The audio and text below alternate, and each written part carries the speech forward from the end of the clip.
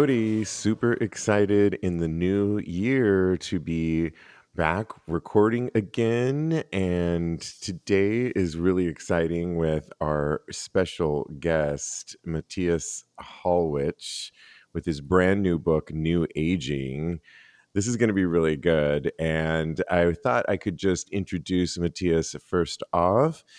Matthias Hollwich is the co-founding principal of progressive New York architecture firm HWKN and how do I say that, Matthias? Architizer. Architizer, the largest platform for architecture online, and having previously led design teams within internationally acclaimed firms, he is with this brand new book, New Aging, and I read the whole book cover to cover. First off, it's really easy to do, but it has so many great things that I think people are going to be excited to implement in 2024 and beyond as we age. Welcome to Of a Certain Age, Matthias. Hey guys. Welcome. Thank you guys. I'm so excited to be here. We're so excited to have you. This is going to be a great conversation. Kodi, do you want to start with the initial question? I do. So, we just introduced you, and you are an architect, correct? Yes, exactly. So Oh, educated in Germany, and then after a couple of years working around the world, now practicing architecture out of New York. fabulous, fabulous.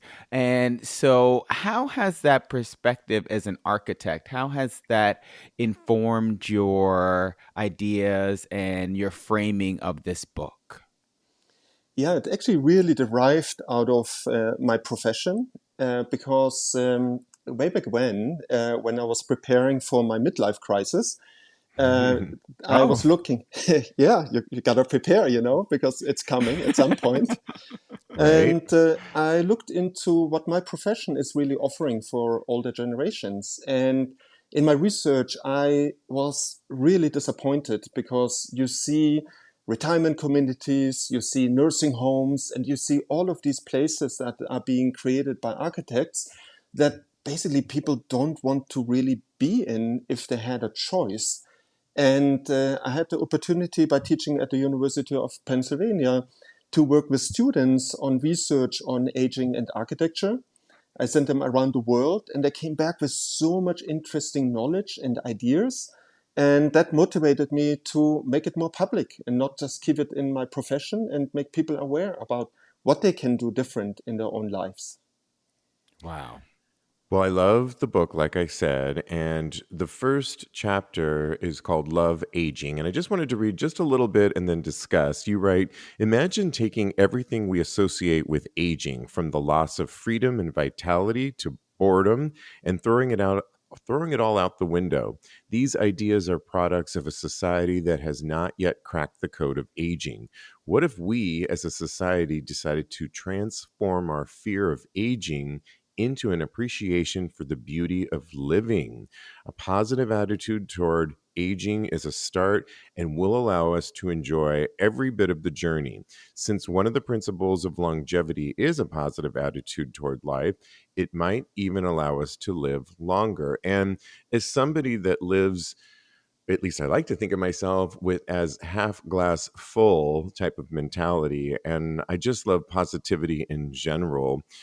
How important do you think this is for aging? And you mentioned that you had midlife crisis.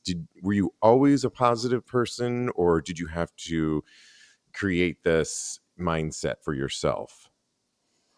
Yeah, I believe I did, of course, have my up and downs in my life, but I think in my family there was always a very positive outlook into the future. And I grew up in a three-generation household, so with my grandmother, my parents, and myself. And I was the last person talking to my grandmother before she passed, and we took care of her for a long Mhm. time. And what this taught me was that it's a reality of life, right? We live, we die. And but how we basically live is something that we can choose, and we can also actively work on to make it better. and how our family came together to make the final years of my grandmother better, was so inspiring that in all of the further research that I follow-up did was the realization that in society, aging is always seen as something very negative, right? And we all have this kind of fear that at some point, right, we're not desired anymore. We can maybe not do things anymore that we wanted to do. Maybe we have not reached our goals. But the train is running, right? And the beauty is that we are alive, right? Because the alternative is basically not being on Earth. And by changing away our thinking about not fearing, but planning, and also through planning, taking a little bit away the kind of mystery of aging, can be incredibly helpful. And with this, as you quoted in my book, we really change the way how we think about ourselves, about our lives. And that positive attitude has actually a really positive influence into our longevity. I love that you said the word planning because I am a huge planner in life, from nitty gritty detail things to big life plans. And I do agree with you because I think when you plan, and you as an architect, I'm sure the whole basis of your career is planning. When we put it out there like a blueprint, it can take a lot of the stresses away, and you can focus on things like living in the moment, which I think are so important. Absolutely. And what is also beautiful about it, we can take away surprises. Because when we just look into likeliness, what will happen to us, and when it happens, then we can say, okay, how can we avoid it, right? So, for example, a lot of people buy the beautiful house somewhere in the suburbs, and they live a happy life as a family in one way or another, and then things change, right? And it could be that maybe the kids leave, or a relationship changes its status, or maybe even like the environment is not something that is being appreciated anymore. And by not having planned that that could happen, it's a huge surprise. Then you have to deal with all of the surprise and also the changes. And very easily it becomes overwhelming. And you could already foresee things and maybe be preemptive and change it, right? And this is how my motivation about the midlife crisis actually happened. I did not want to be surprised by my midlife crisis, and I prepared for it. And actually, fun fact, it never really happened because I already had a plan beyond it, which was very, very helpful. Do you think that by having that plan, you were able to avoid the midlife crisis? Is that what I'm hearing? I think there is a little bit a connection to it, right? Because I did expect I will have some gray hair, I will lose some hair, it will be Uh more huh. difficult to stay fit. It will be more difficult to maybe even hear, right? I used to work very early during my study in a very noisy jazz club in Munich, so I'm expecting hearing loss at some point, right? And looking into these Oh. elements that might gonna come my way, I was already like, well, I already thought about it. I already Googled and researched things that I can do to compensate for it. So now my fear is not really there anymore, and I can basically transition very easily from one age to the other one and not have that kind of surprise that then suddenly is like, oh my God, now I have to change all of my life. And it's actually really interesting when you do things intentionally, then it's in your control, right? And you could do even things earlier. And I can tell you guys an amazing example that is for me absolutely iconic. It's actually my grand aunt who had a beautiful house outside of Munich in the countryside. And you need a car, and it's a house, and it's a lot of work, right? And from one day to the other one, she contacted my father, and she said, "By the way, I'm giving you my house. You can move in the next 3 months, and because I'm gonna move into an apartment where I can age in grace." And my father was like, "No, no, no, are you crazy? Don't do this. You love your house." And she said, like, "Oh, it's too late. I already have this other apartment. It's all decided because I do not want to be forced to move to another place. I want to make it under my terms and conditions. And she did it. And it solved all of her kind of connectivity issues that she had, because it's very easy to become lonely when you get older. Now she moved more into a city center where she had more people around it, and she could now do everything by walking to the next store. Right, so for her to already have seen it and not be surprised by something that's coming and then having to change her living conditions in an emergency was what made it her kind of such a beautiful move, and for me so inspiring. And she lived until she was 95 years, like a very long, very fulfilled life. But also, I believe, because she made that change a little bit earlier than normally other people would have done. The Wow. power of planning, I'm telling Yeah. you. And The change just, of the mindset. yeah, and just thinking of my own mother now, she lives in the same home that I grew up in. So it's like 50 years old, this house, and the house is starting to show wear and tear. And I can see the stresses that it caused my mom. So I could see moving into a place where you don't have all those stresses and it's a little bit more simplistic, and just planning ahead like that in a community where she could have friends would be so wonderful. So that's a great story. Chapter 2 is one of my favorites. It's all about being social, and you have different tips. And one of the things I love about the book is it's kind of like a life manual. I brought it with me to Mexico and had it on the coffee table where we stay. And my mother picked it up, who's 86, and she could not put it down. My sister picked it up. I was reading it the other day feverishly, but I'm going to bookmark and just it'll be a good way to just kind of pick up any chapter and have a reference point. But chapter 2, like I said, is all about being social.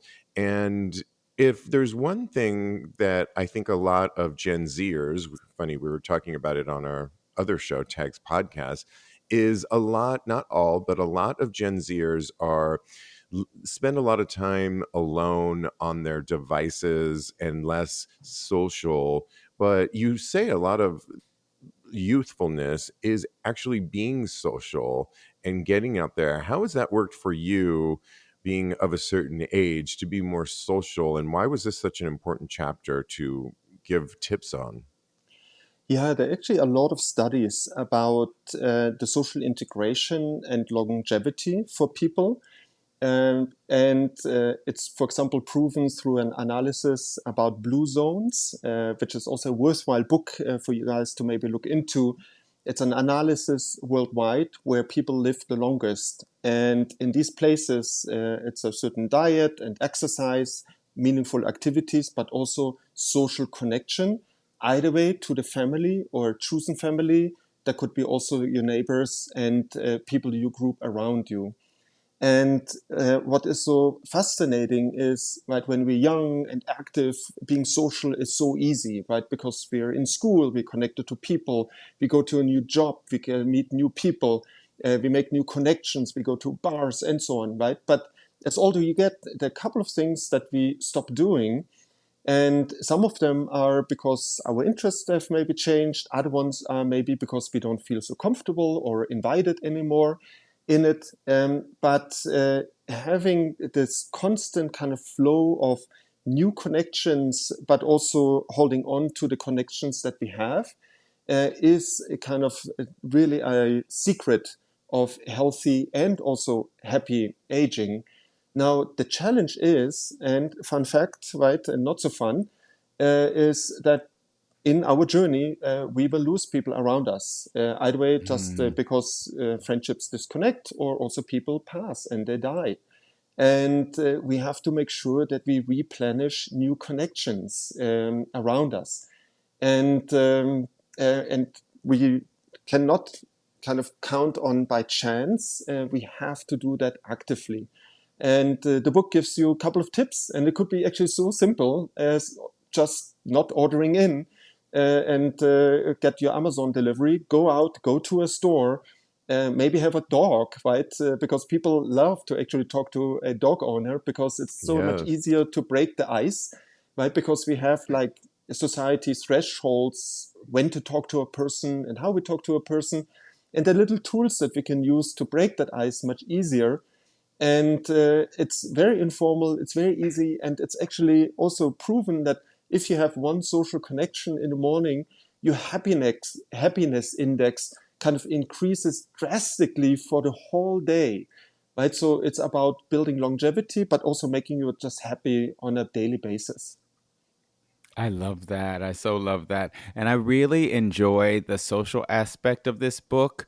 You speak about making your best friends like family.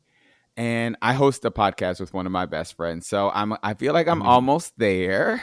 But why do you feel that this is so important for us as human beings as we age? Yeah, so I think this is a little bit of a life lesson, being part of the LGBTQ community as a gay man. I think it's a little bit more part of our thinking that we make our friends really part of our rituals. That means that we maybe celebrate with them Thanksgiving, and we do more than what you just do with normal friends on a regular basis. But the majority of the society doesn't do that, right? There's a friend, and this is the rules and the role that a friend has, and how you engage Yeah. with that person. But you don't bring that person into the inner circle.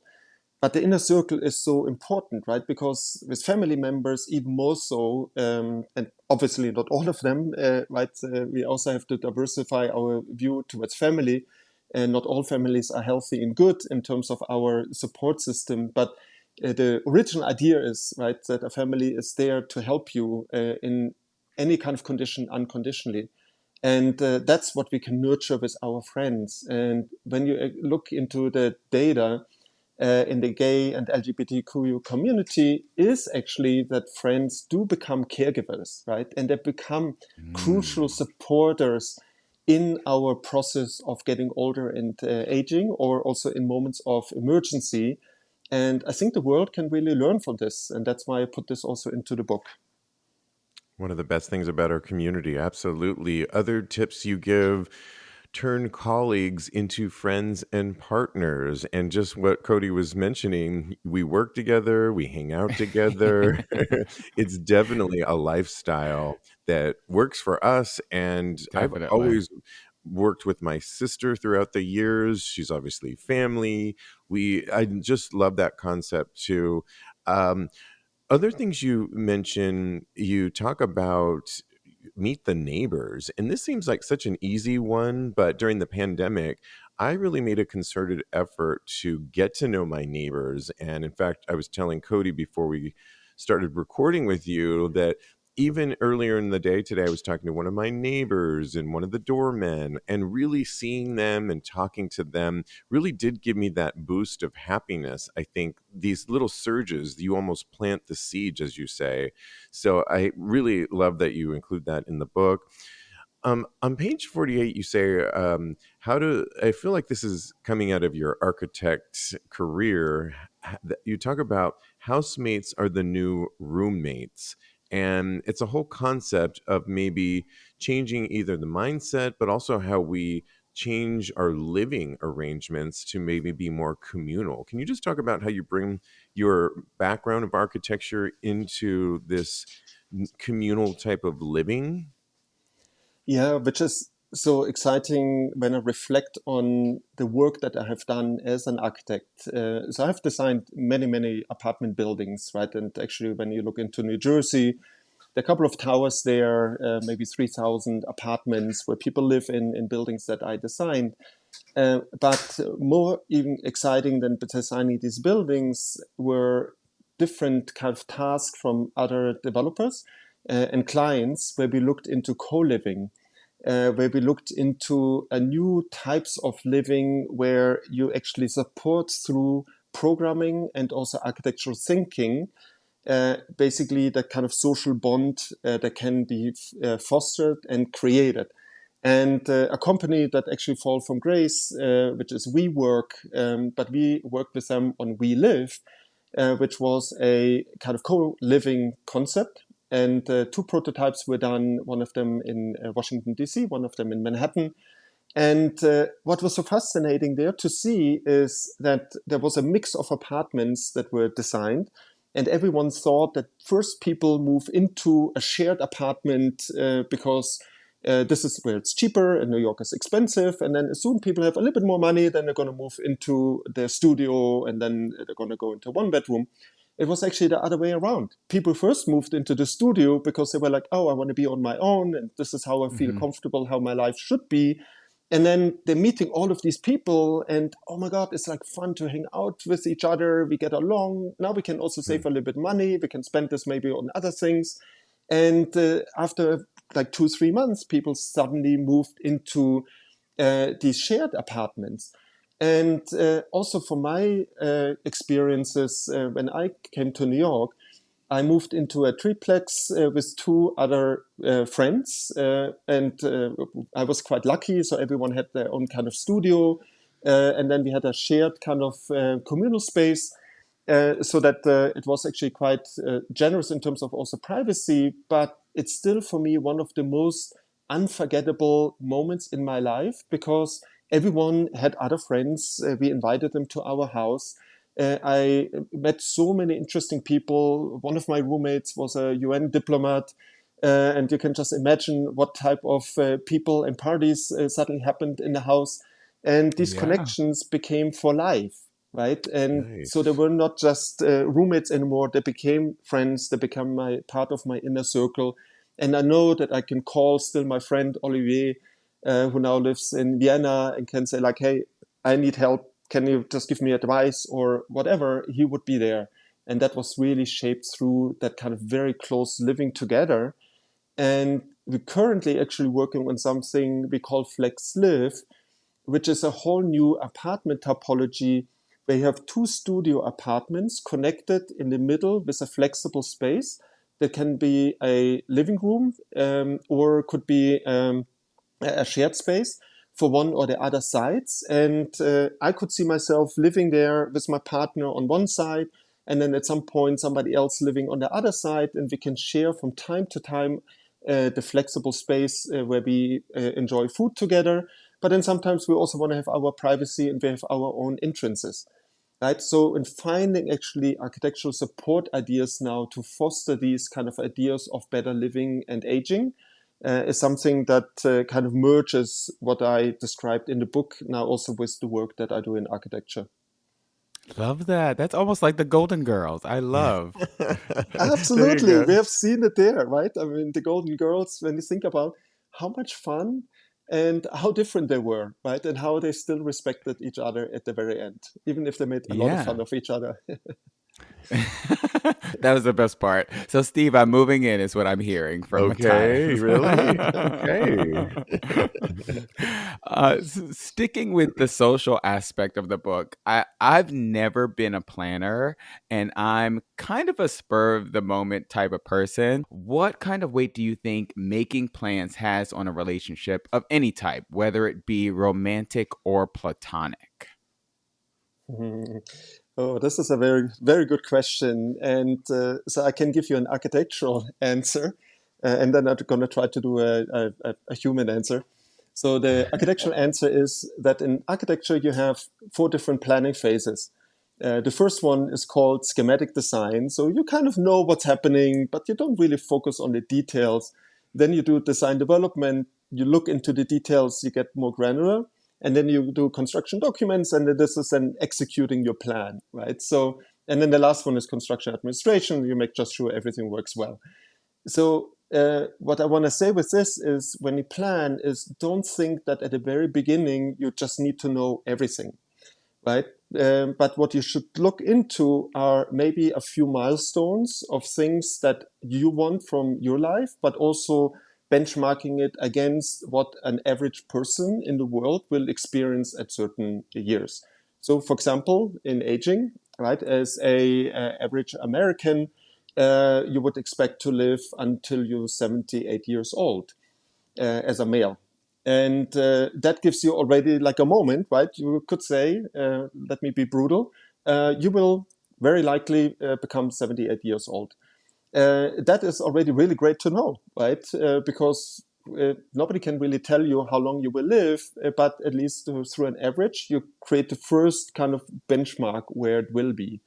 And then you can look beyond it and also before it. When you look into an average, how long people will need care, it's 2.5 years.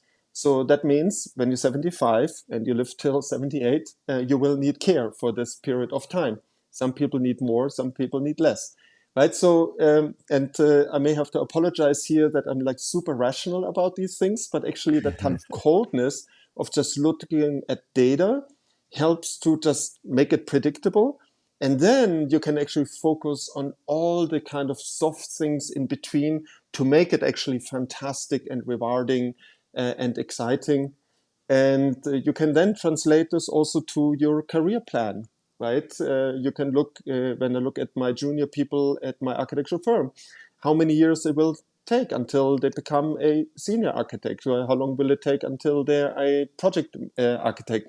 Like these things are kind of not carved in stone, but they're partially predictable.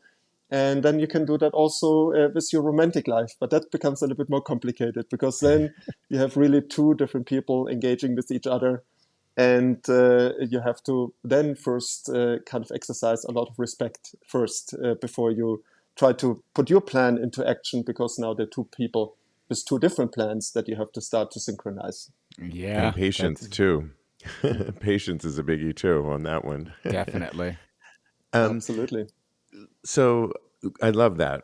Absolutely, just what you stated there. One of the things you have is a whole chapter: never retire and be a student forever. I love this because I can't tell you how many people of a certain age often start talking about, well, when I retire, when I'm done with work, and talking about where they plan on moving. And while I think that these are often practical concerns, and I think the reality is many people may never be able to retire because of the cost of living today. Some people, maybe they don't have these large pensions coming, or 401k plans built into their their empty nest. And so I think the idea of never retire, maybe you're going to give up a job that you didn't like doing for so many years, but you can always transition. Can you just talk about the importance of never retire and be a student forever?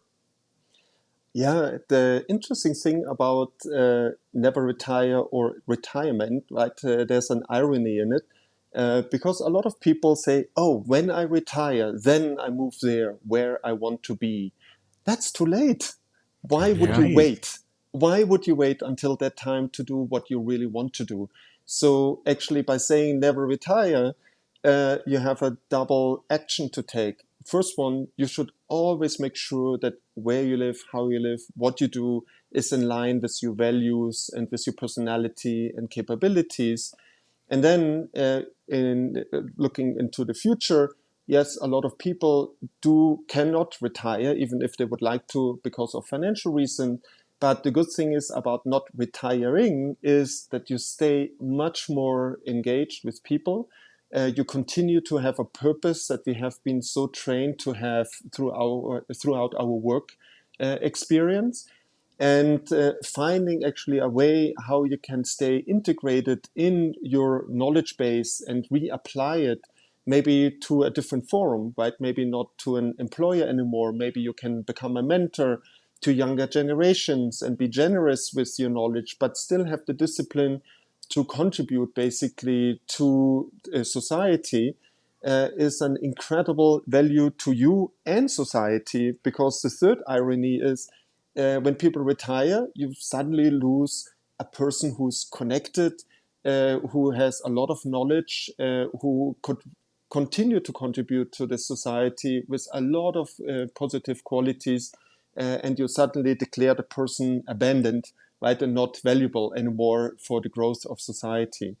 And what that actually also then has as a result is that we almost kind of every year we should just double check where we are. Do we need to work 100%? Can we go 90% or 80 or 70 or even further down to maybe in the end just 5%, but always keep a purpose and a routine in our lives that is part of that kind of active contribution.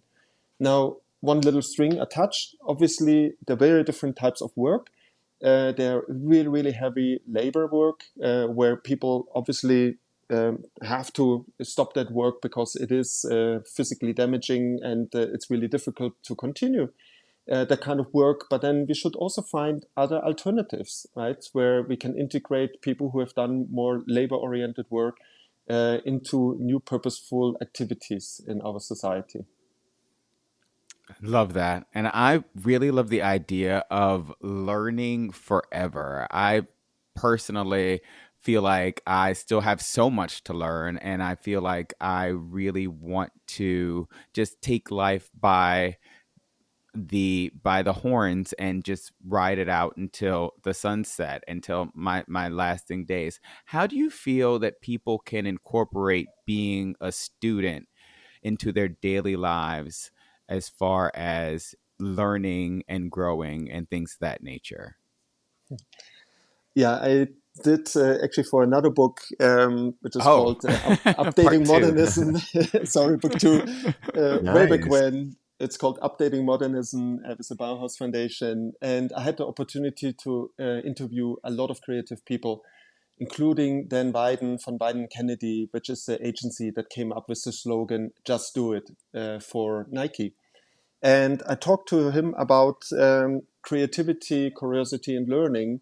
And then he said, for him, the hardest thing, but the most essential thing to do is to wake up every morning stupid and to see the Mm. world with fresh eyes. Because what avoids us to learn is that we believe that we know. And when we believe we know, we don't have the eyes open anymore for nuances, for differences, for other influences. And for me, this is also the experience of traveling, right? Going to another place, currently being in Brazil, and just suddenly seeing this world from this perspective. And it's like, oh, I've not heard anything about American politics for like a week.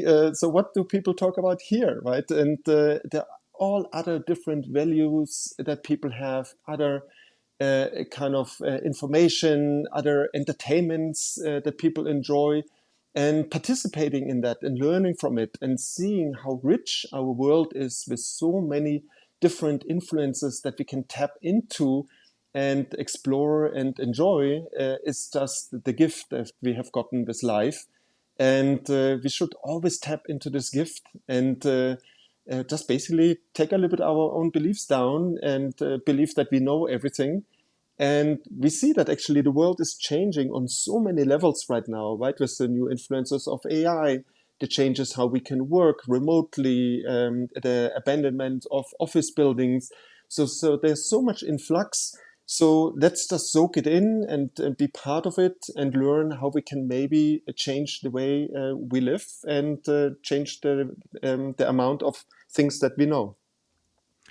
I love that you can learn every day, and you also talk a lot about embracing technology. It's not all about of course, be social, but there's so many great technology advances. For example, I use YouTube a lot because I really believe you can learn so much on YouTube. Oh And one of yeah. your things, yeah, you say is do it yourself. So if it's just like things, for example, I just saw that my orchid is starting to sprout again, but it looks like it needs soil. And I went over to the flower market earlier today and learned not only do I need mulch, but I need a soil. And so I'm going to watch probably a YouTube video on because you're supposed to soak the mulch in the soil before you actually replant it. But I really want this plant to thrive, particularly before I leave town.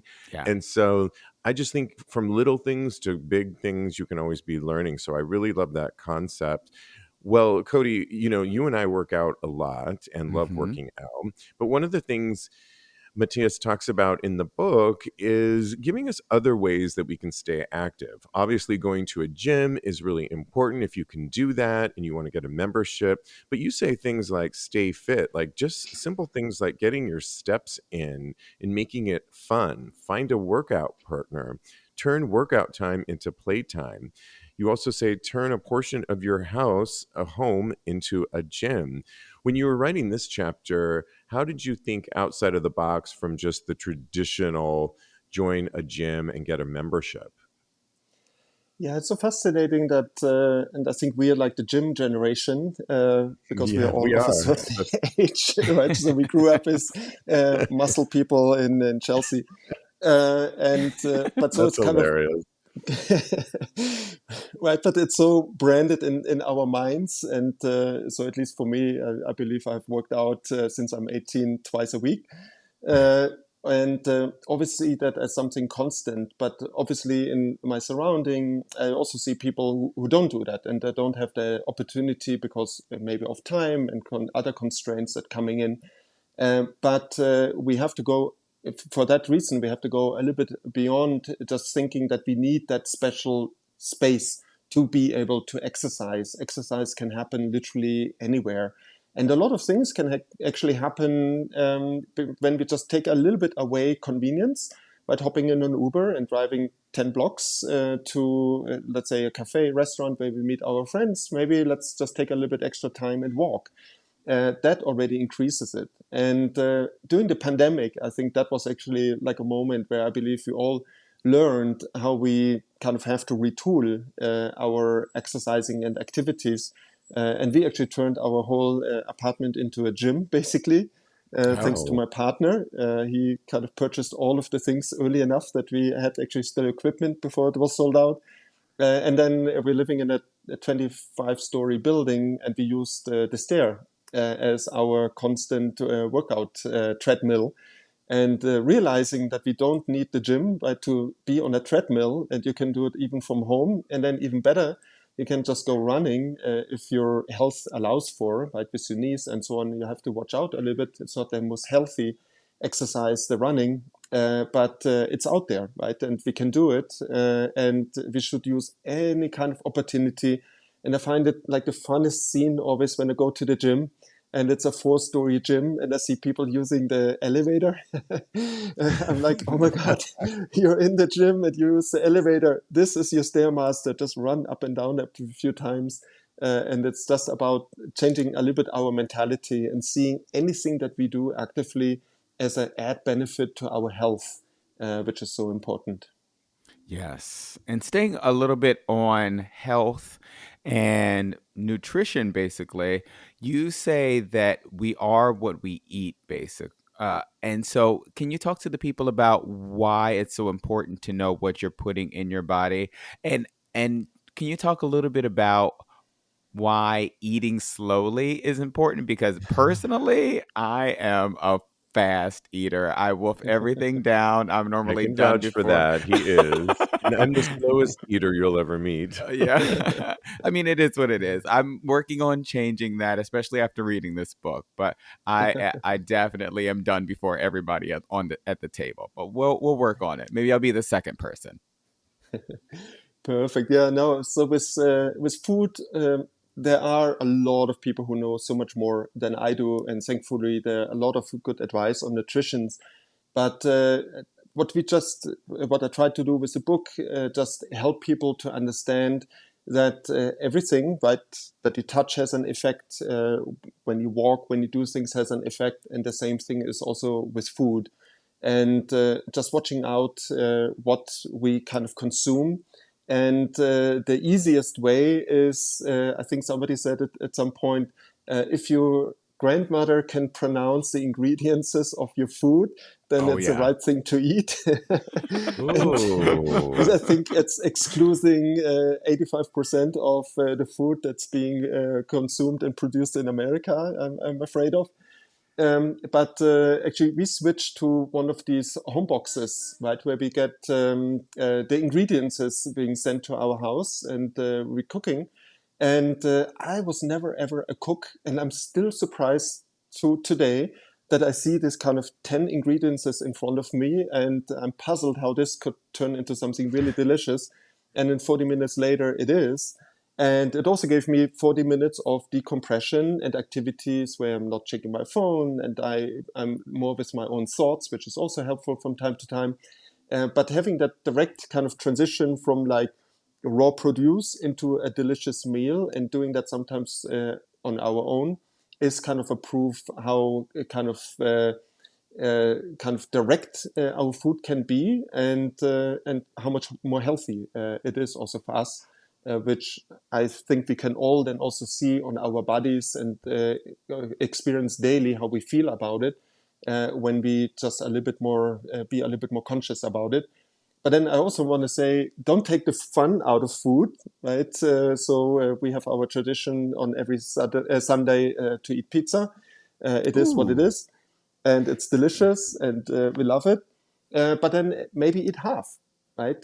Just don't eat as much, and that is like the other rule that is really important. Eat whatever you want, but then just really go like into small portions to get the craving out of your system, and then eat something else that is much more healthy.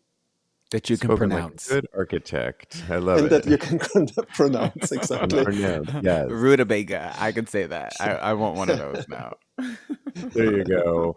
We could go on, but I just want to read a couple. You have chapters like Hire an Architect, Less is More, Simplify Life. These are all great chapters in there. Sleep In is a really good one. Cody and I love to sleep Love in. it. That is my Yes, favorite part. right. Mhm. I mean, sleep is so important, and getting the right amount of sleep is why sleep in. I think like there's so many things that we should just really acknowledge that it's good for us that we can also enjoy, right? And that is, I think, what I try to communicate the most through the book.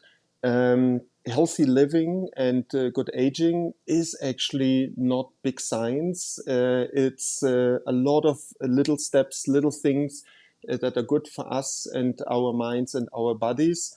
And one of them is obviously good sleep. And allowing ourselves also just to enjoy the period and not feel guilty about it. And but also, since you had mentioned hire an architect, so I don't want to promote my profession, but this is also about planning, right? We should always look at our apartments and think about, is this apartment ready for me for any kind of emergency in the future? Is my bathroom big enough if I may have to use a wheelchair for a period of time? But could also happen, you go skiing, you break your leg, and then suddenly you need to have that kind of flexibility in your apartment also during your young years. And doing these things earlier and acknowledging them, it's really, really key. Yeah, you may don't need an architect. Hopefully, you have a friend who's an architect who can just give you kind of easy advice, or just be conscious about these kind of things, what's good for you, and do that proactively.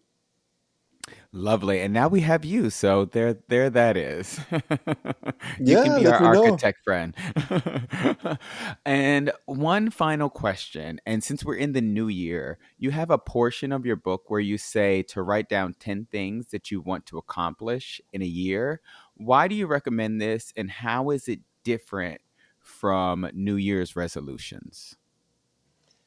Yeah, this is back to the idea of planning, so that you have kind of a North Star of things that you would like to achieve, or things that you would like to do, or things that you would like to change. And I think the New Year's resolutions tend to have the tendency that you say, I need to do it on January 1st, which is then most of the times January 2nd, because we're still hungover. And Right. then it's like, now I go to the gym and everything has to happen now. And then it fizzles out very, very quickly.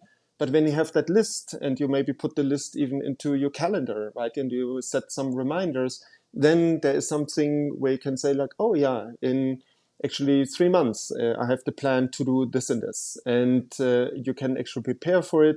You get kind of comfortable with it, and then you can do it. And it's not about this focus on this one day, January 1st, where your whole life has to change. It's just never really happening that way. It's much more about looking into what you could do. And I think what you should do is look into maybe the slightly painful things, right, which you maybe want to adjust, maybe drinking a little bit less alcohol, or eating better, or going more to the gym. But then also other things where you say, I really always wanted, like Kodi, going to Brazil, and he hasn't done it yet, I'm and going. put it down, right? Because we don't get younger, right? And we have a beautiful life, and we have many years, most of us, to be able to enjoy a lot of things. And I always say, do it earlier than later, because there's so many other things that can also come into our minds, what we would like to experience. Because this is such a rich environment we're living in such a unbelievable, exciting world. So, Kodi, after you have gone to Brazil, I can also tell you other places to go. So there's Okay, an endless amount of places to go, and let's just do it. let's do Start it. that travel planning. Well, Matthias, love the book. The book is called New Aging. It is out now by Matthias Hollwich. And we should also mention that it's illustrated by Robert Samuel Hansen, correct? And Absolutely. yeah, and I And love our the illustrations on it. It's so colorful, and like I said, sitting on anyone's mantle or coffee table, people will pick this book up. You're just going to get so many tips. But what were you going to say about the illustration? Yeah, he's a fantastic artist. He's out of Berlin. He was incredible generous with his time because this was a lot of illustrations. And then also Bruce Mau design was part of the production of the book. So it's also the beauty about doing a book is you have actually an incredible team around it, and you become very close with them. So I'm still very good friends with many people involved in this book. New Beautiful. aging people. Love it. Well, we want to thank you so much, Matthias, and congratulations on the book. And please keep us posted on any follow ups. Absolutely. And thank you both for doing this amazing program. I think it's a game changer because we all are busy with thinking about what we're doing now with our lives when we have kind of reached a certain threshold of a certain age. So thank you both. Thank you. That means so much, really. Yes, thank you so much. Cody, oh my gosh, new aging. What did you think of that? It was so enrapturing. I had such a good time talking to Matthias, and I found that I had so much insight that he provided me with. So thank you, Matthias, for coming and joining us. And such a great book. I can't say it enough. And as I said before, I had this book on the coffee table when I was traveling.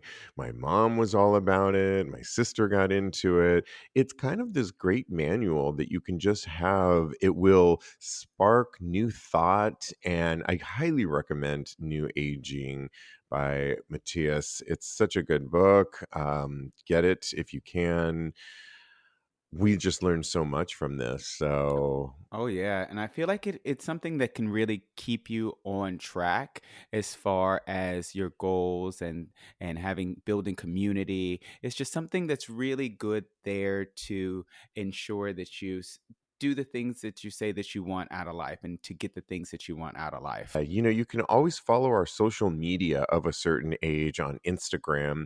And to do that, simply go to of a certain age pod, POD, of a certain age pod. Give us a like over there, follow us. You'll get insights into new shows, new guests, and so on and so forth. So give us a like of a certain age pod. And Cody, what are we doing? We're We're living living out out loud. loud.